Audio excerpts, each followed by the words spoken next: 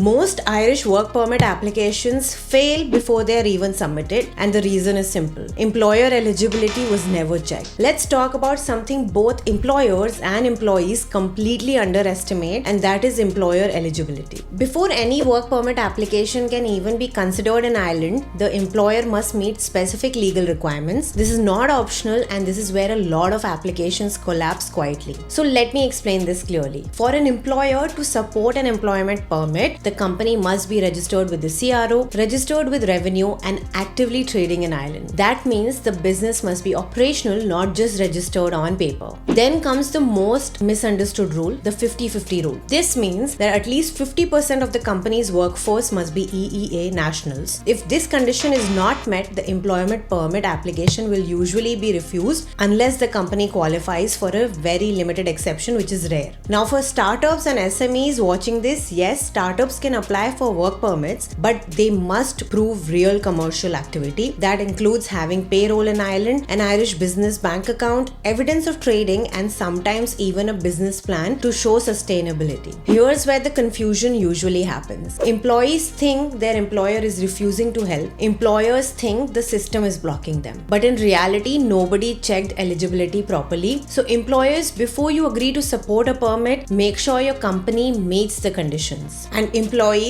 before you prepare your documents to speak to the HR to confirm employer eligibility.